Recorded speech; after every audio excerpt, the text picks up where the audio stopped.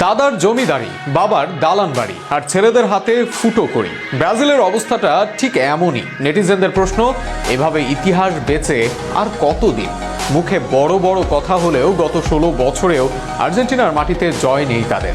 গত 6 বছরে কোনো ম্যাচেই নেই জয়। তবুও 5 বিশ্বকাপের গল্পই কি সবকিছুর ডিফেন্সে যথেষ্ট?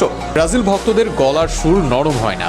তাই নেটিজেনরা বলছেন, 5টা বিশ্বকাপ আর 9টা কোপা থাকলেও লজ্জাটা হারিয়েছে ব্রাজিল। সাথে কেউ কেউ প্রশ্ন তুলছেন, এভাবে ইতিহাস বিক্রি করেই বা আর কত বছর চলবে তারা? সর্বশেষ 3রা জুলাই 2019 কোপা আমেরিকার সেমিফাইনালে আর্জেন্টিনাকে হারায় ব্রাজিল। প্রায় 6 বছর আগের এই জয়ই ব্রাজিলের সর্বশেষ জয় আর্জেন্টিনার বিপক্ষে। এরপর ফ্রেন্ডলি, কোপা আমেরিকা কিংবা বিশ্বকাপ বাছাই পর্ব কোনো মঞ্চেই আর আর্জেন্টিনাকে হারাতে পারেনি সেলেসাওরা। হারানো তো দূরে থাক, ওই ম্যাচের পর আজকের আগ পর্যন্ত কখনোই আর্জেন্টিনার জালে একটি গোলও দিতে পারেনি সেলেসাওরা।